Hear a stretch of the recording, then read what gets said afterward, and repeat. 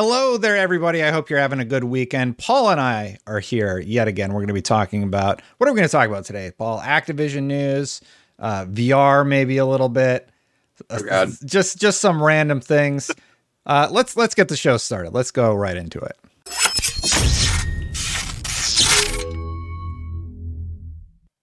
Before we talk about the Activision thing, I realized we release these on Sundays, and just real quick, I adore Forza Horizon 5. Please play it. IGN's giving it a 10 out of 10, I think. I would agree I think it's a 10 out of 10. You better release this on Sunday then. Yeah, I think it's a 10 out of 10. What? Yeah, it's phenomenal. It is a really good game. I highly recommend it to anybody who even has a sort of an interest in racing games. I knew I would like it. Like I had a thought that I would like it. I didn't think I would like it this much. I think it's going to win people over. Paul, are you surprised to hear that it's popular?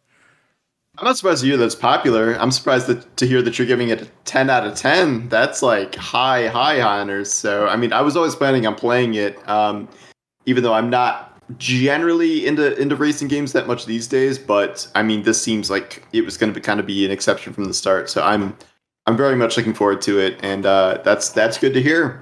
I cannot wait to see the reaction to it. It's just so fun. It's like, if you're a car enthusiast, there's stuff there for you. If you're a casual car enthusiast like myself, there's like the story mode you can play through to unlock a bunch of really cool fast cars.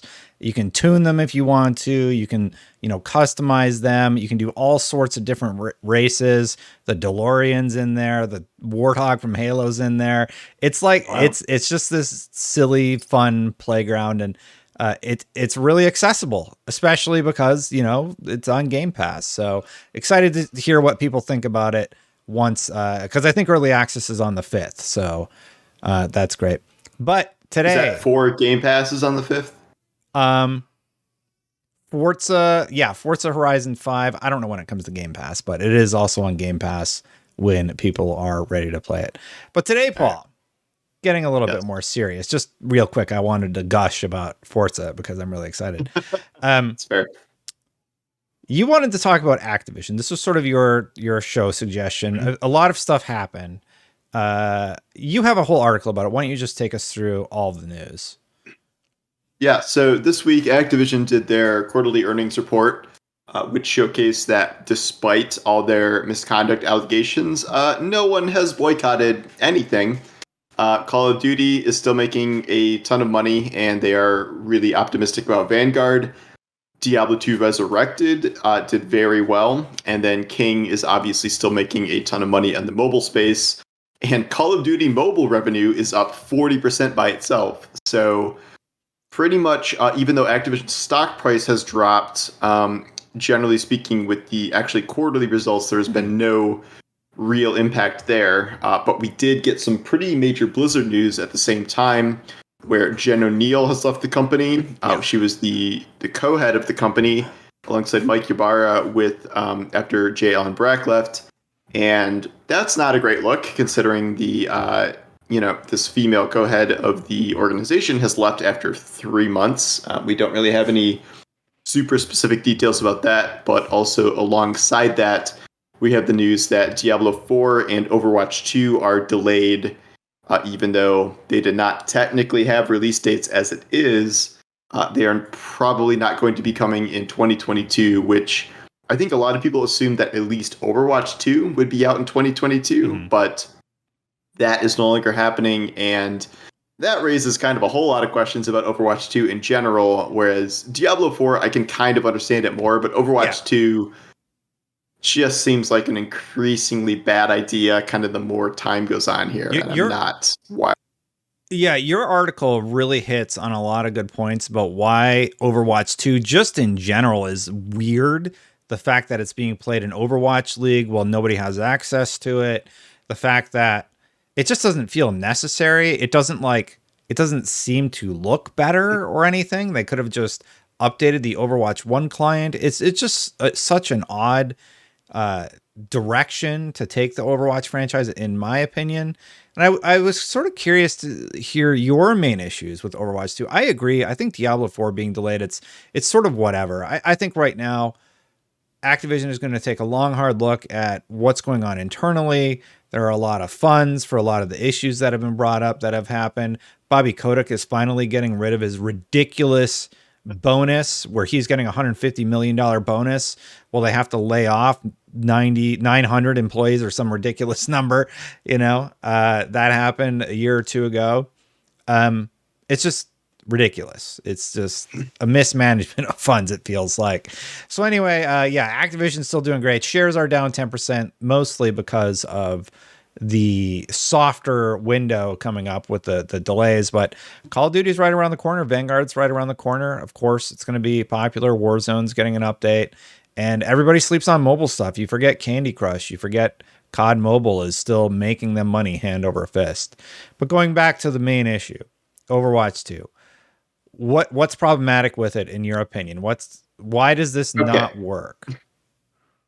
So this is kind of like Activision syndrome where they really, really want to kind of mandate sequels out of things that don't necessarily need them. And the example we go back to a lot is Destiny 2, where back when Bungie was working under Activision, they had this kind of mandate to release like a game and then expansion, and then it was supposed to be like game expansion, and then they kind of gave them a break for like, okay, you can do 2 expansions and then do a sequel.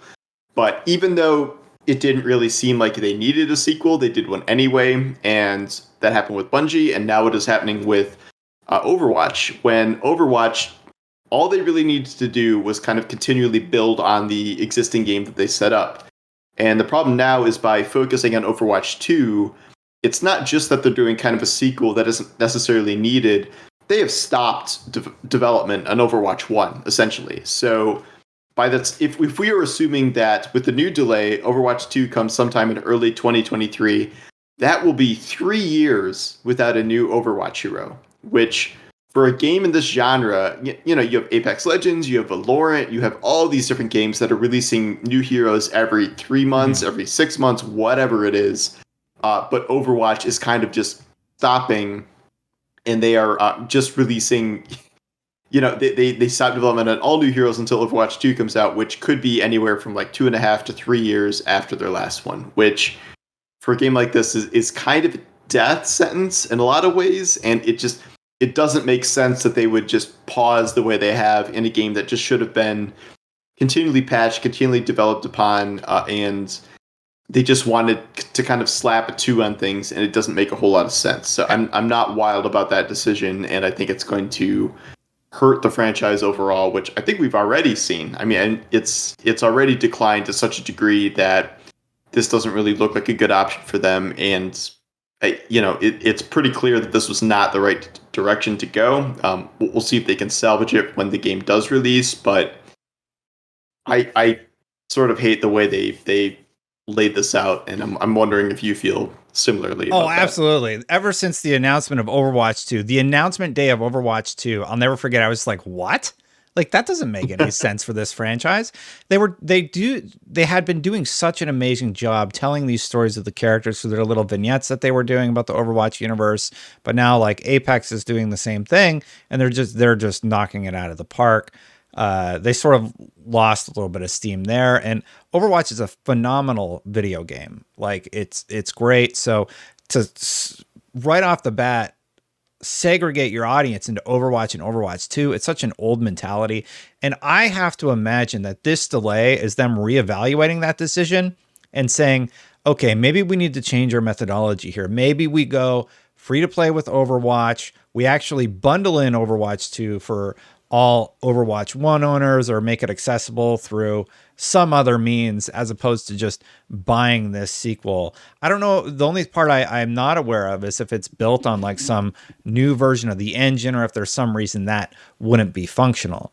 It's such a bizarre choice for them to make. And yeah, I hope this delay is them reevaluating, just as you're pointing out how it's just weird, right? So I hope they're reevaluating and saying, you know what, it's a mistake to do it this way. Let's reset course and fix it. But like they're so far down this path already. Like the multiplayer aspect of Overwatch 2 is a free upgrade to the multiplayer of Overwatch 1. So like that is just sort of converting over there. And the stuff you pay for is this new single player content where it's like it's kind of like the story missions they've done for Overwatch events so far. A little more advanced. You can like choose your skill tree of your character and things like that. But like we have seen almost nothing from that, which is very weird. Kind of as long as this has been in development. So like I don't really. The other compounding factor here is that they are still going forward with the idea that the Overwatch Pro League is going to be playing on a early build of Overwatch 2 like in this upcoming season. So, okay. And your thought is that's marketing, right? But like, who is that marketing to? It's so weird. It's like if you were playing, if they had Call of Duty pros playing Vanguard like a year ago, which no one else had access to. Yeah. Because, if we're assuming Overwatch 2 is not coming in 2022, like they are going to be playing on a version of the game that no one has access to until a year from then. Like, I don't get that at all. And unless they are planning on separating the Overwatch 2 multiplayer from the campaign, like, rumored Halo Infinite style, which didn't actually happen. But, like, I don't get why that works. Like, I don't know why you would bother putting the Overwatch League on Overwatch 2 if you are not going to put everyone else on that for a year. Like, that makes no sense to me. It's incredibly confusing. And I think they're realizing with this delay, they're like, oh, that's probably not going to work. And that's why I have a little bit of hope that they're going to course correct and make Overwatch, just bundle it all together. That's how Fortnite does it. That's how Apex does it. Those are wildly successful games. Why are you doing it in the most convoluted, weird way you possibly can? If I was watching streamers play the next version of Call of Duty like a year or two before it comes out, by the time it came out, I would already be fatigued with the new game before it's even released.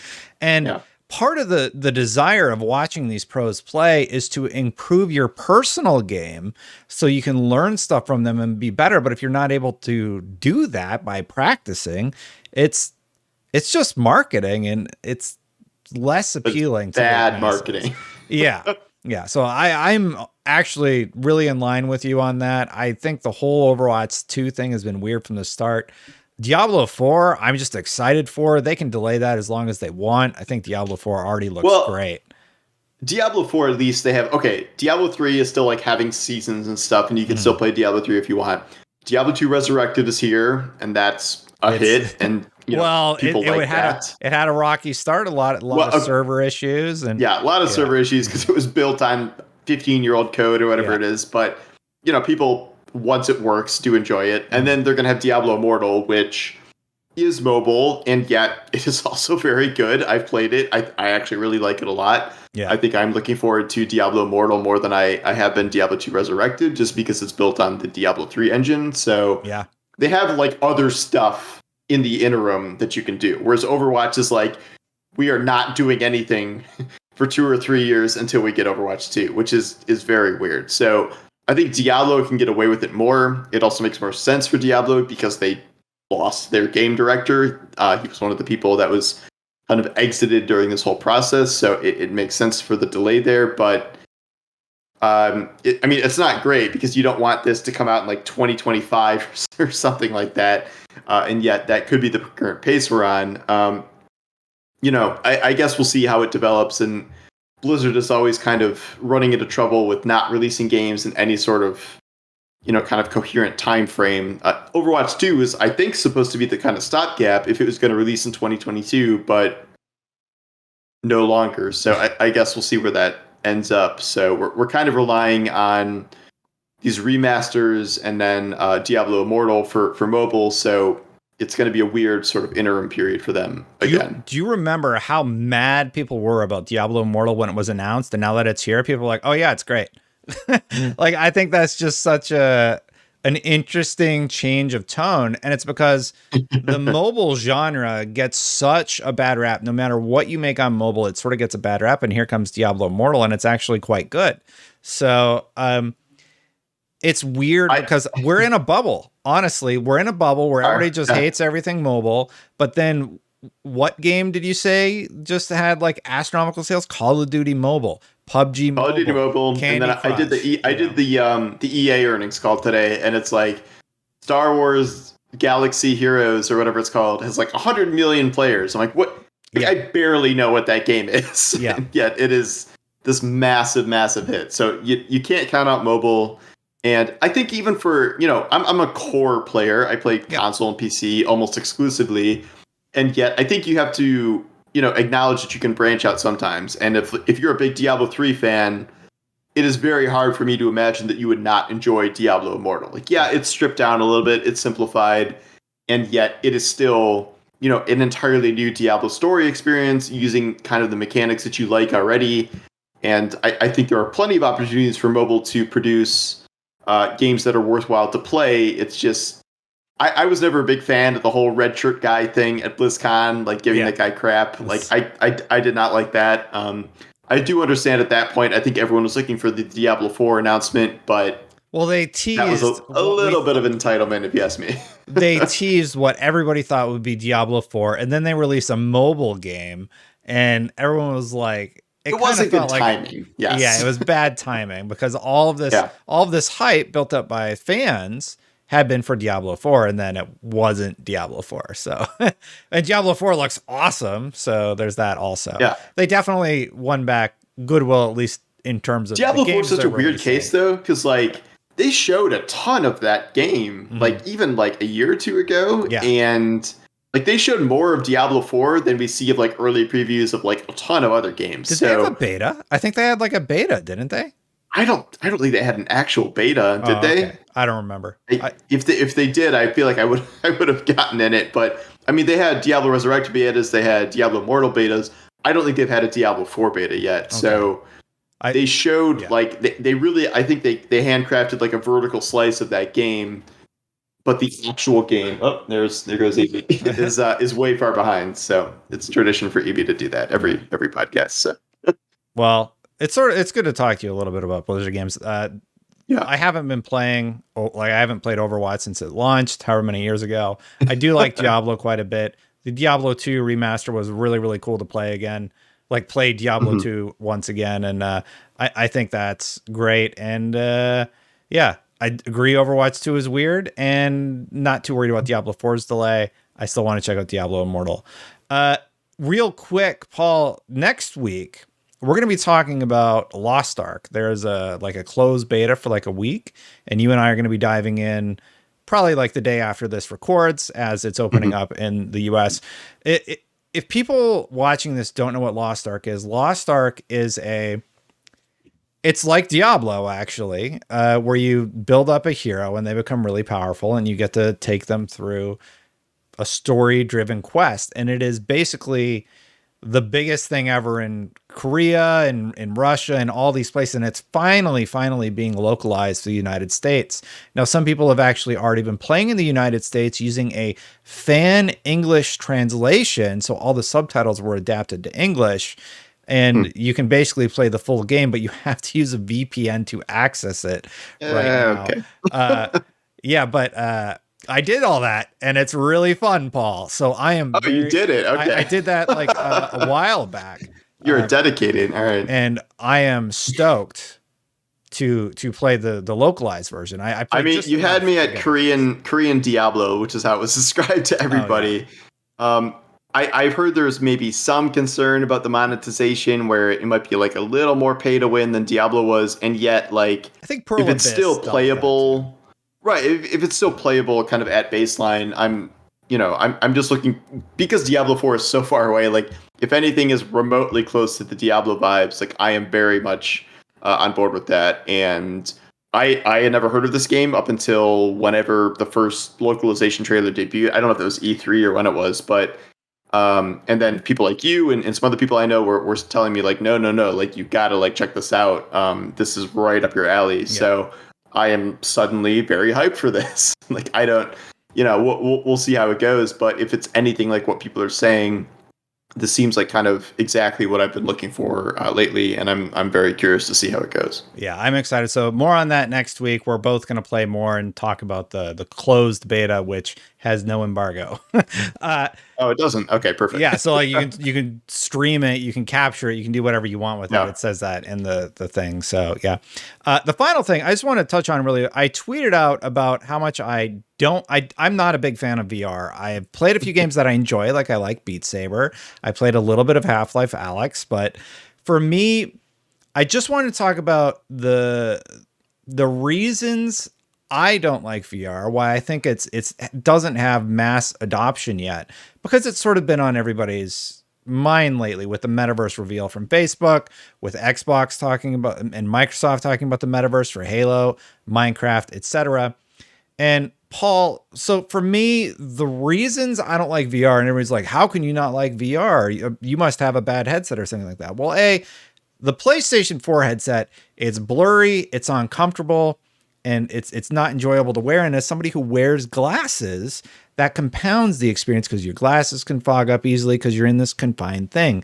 And secondarily, they've done a good job at reducing the size of the headsets, but you're still basically putting a big bucket on your head that you tighten in like a vice. Like, my main issues with VR are, yes, there are good games on it, like Half-Life Alyx. It's worth experiencing in VR, at least trying it out. I love Beat Saber. I had a blast playing that, but once that fun wore off and I was ready to put the VR headset away, it has been in storage since then, right? And I just don't see this having mass adoption until they fix the many different types of issues they have with headsets. There's the issue for people who have glasses. There's the issue for people who have astigmatism, where one eye is stronger than the other.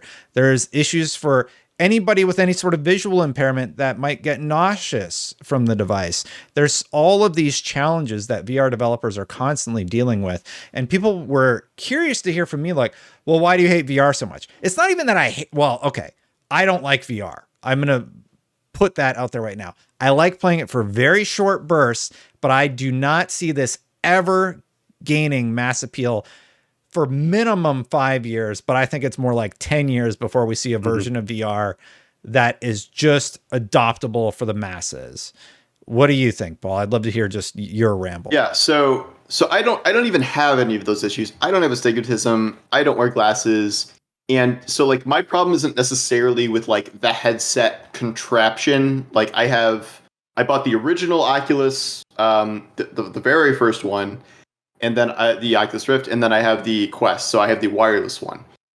I regret buying both of these, because they have sat in storage for 99% of their lifespan, and like it's a very strange phenomenon because I can recognize that VR is cool and VR has cool experiences. Like the first time I put on my Oculus, the original one, like doing all the tech demos, and there's the dinosaur that's like coming at you, and like there was nothing quite like that. And it was something like people would come over and I'd show it to them and they'd like freak out and whatever. And then the Quest, I played Beat Saber, I played like the Star Wars game, I played Super pretty Hot's much great. Yeah. Yeah, I played Super Hot, and yet like I played these for like 20-30 minute increments, and then I'm like, okay, like I'm done. Like I find VR like exhausting in a way that other mainstream video games, like I can play Destiny, I can play anything for, if it's a good game, 6, 8, 10, 12 hours at a time. There is no game in VR, no matter how good, that I can play for more than 20 or 30 minute increments at a time. And then I am generally predisposed to not go back to it because of all the setup with the headset and the controllers and everything. And I have just not found an experience there that has made me want to go back to VR. And like even the people you show it to, like they're like, oh my God, it's so cool. But like when they come over again, do they ever ask to do it again? No, not in my experience. Like you have to put something on your head. And I honestly think it's as simple as that. It's a big cumbersome thing. You're sweaty when you take it off.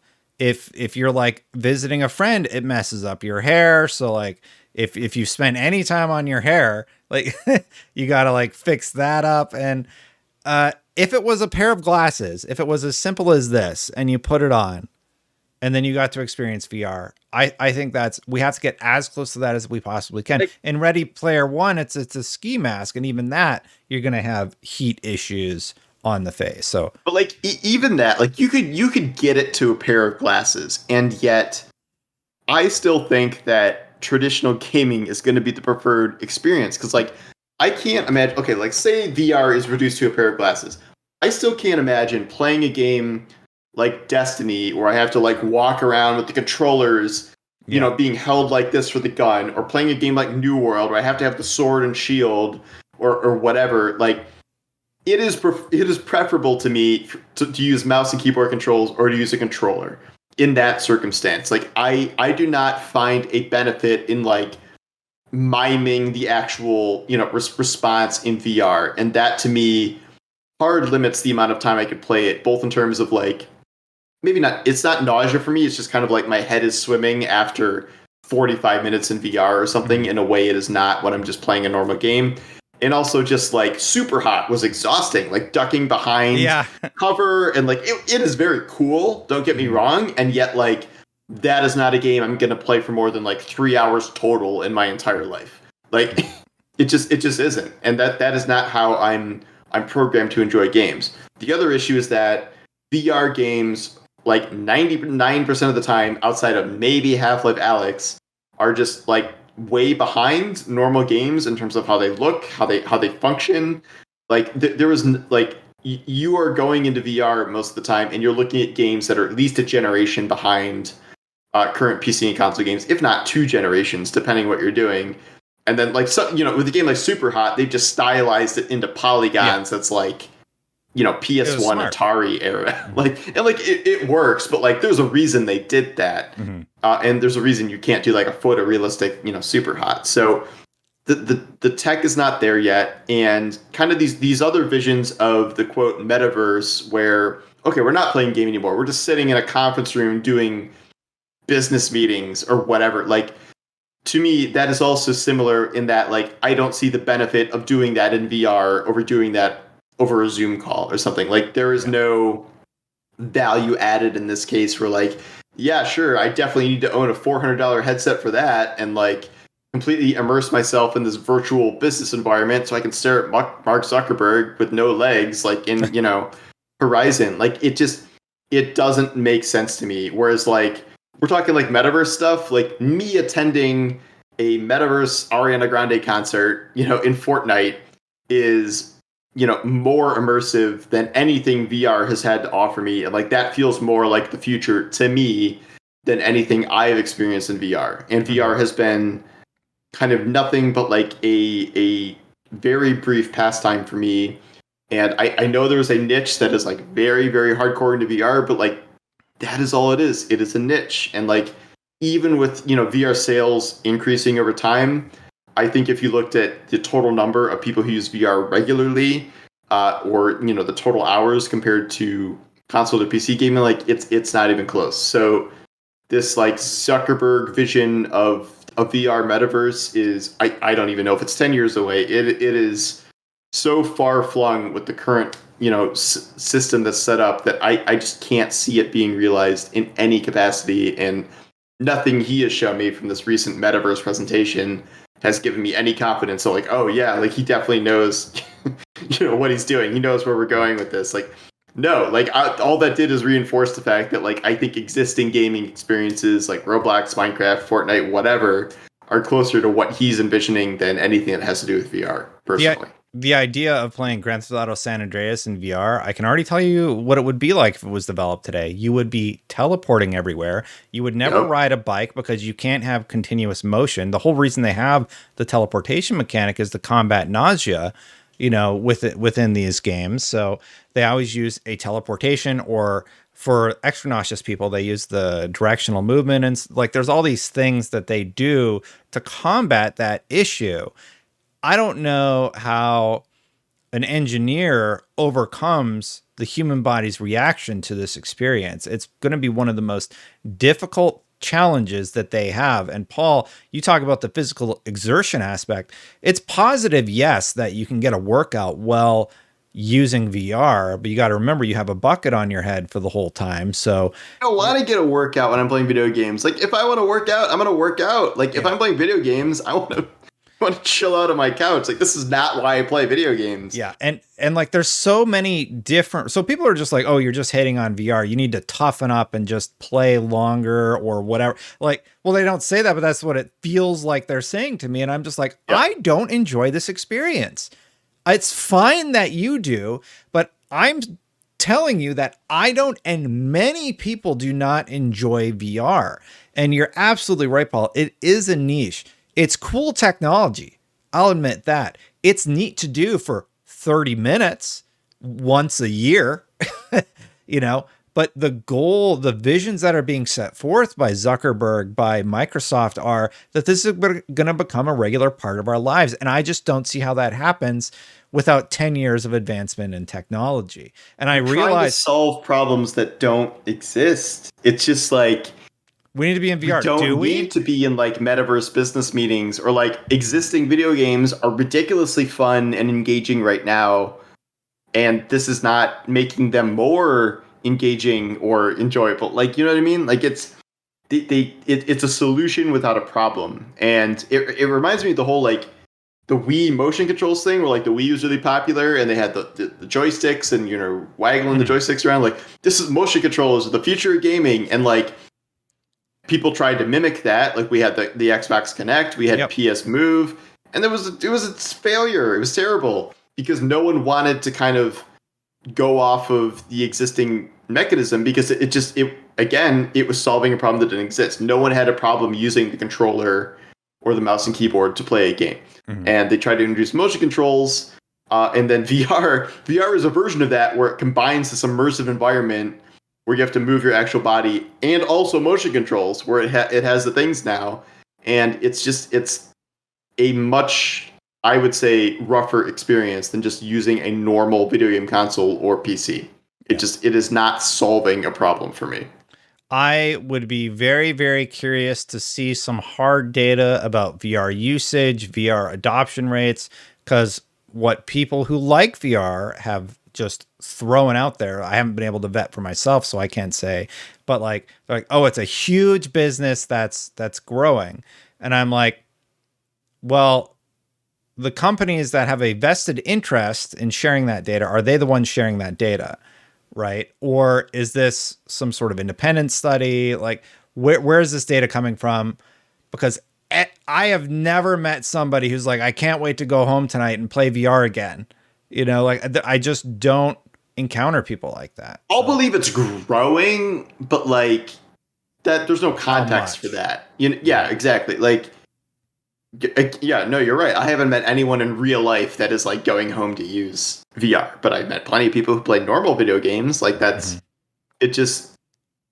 It is not, you know, the Oculus Rift came out 5 years ago, I think, and it is, you know, the market has grown since then, but not to a degree to approach anything close to mass adoption. So I am okay with, like, we can debate the metaverse and this and that all day long, but VR being like the fundamental component of it, like I think Facebook or Meta or whatever we're calling them now is trying to be like way far ahead of the curve to the point where like it's not going to work at all. So I could be wrong, but that is genuinely what I take away from everything I've seen from them.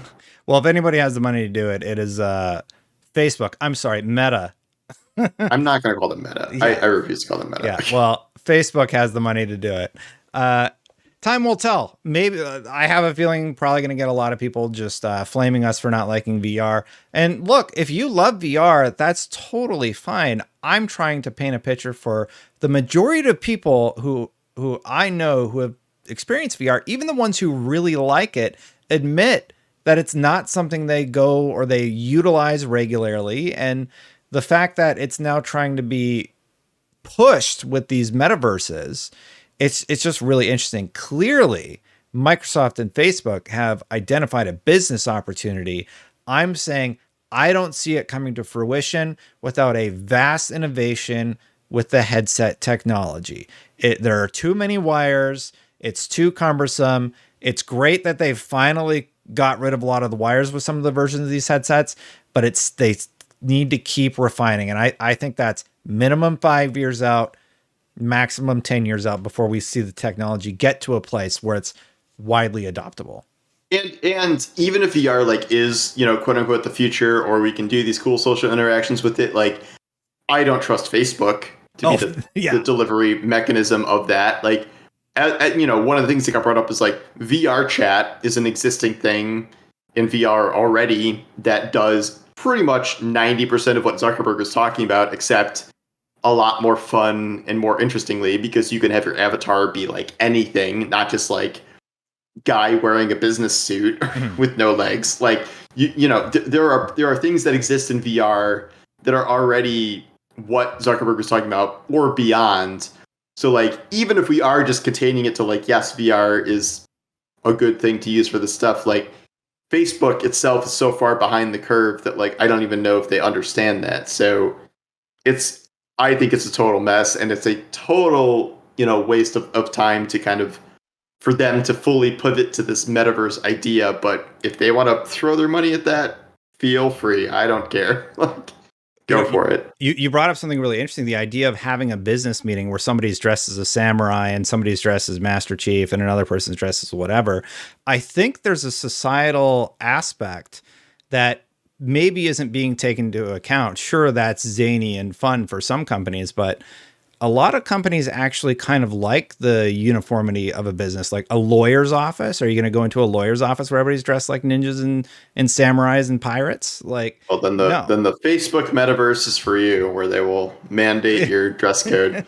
Well, to me, like there's a sociological aspect that maybe is going to get lost in translation. Yes, it's great for hanging out in the chat rooms and wearing a goofy costume and doing all these things or having a little bit of fun with it. But like, how far is too far where you're just trying to be the class clown? Like, oh, I showed up as a shark today. Okay, that's funny. But that's the question is like, okay, so like if you're a business that doesn't want to go down like the VR chat road, you're like, okay, like, we're a more serious business. Like, what is motivating you to buy everyone in your office VR headsets and go into Facebook VR Horizon meta chat as opposed to doing a Zoom call? Yeah. Like you are not giving me an answer to that question as to why Horizon Workrooms is better than like a Zoom call that is free and that does not require any hardware essentially. Like and like the software that a lot of these mega corporations use, like grocery stores, a lot of grocery stores were on Pascal, which is a dead language. Windows 95. Yeah, like running Windows 95. You think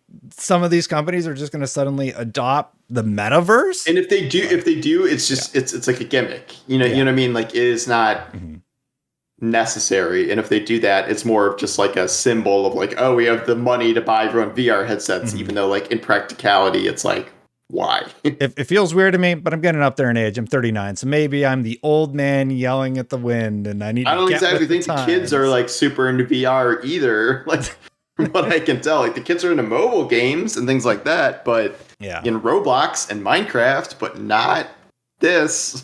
Time will tell. Time's going to tell on this one, but this is just how I feel about it, and I feel like it's way off base there. Paul, thank you so much for joining me. I don't want to keep you too long, so let's do our outro really quick.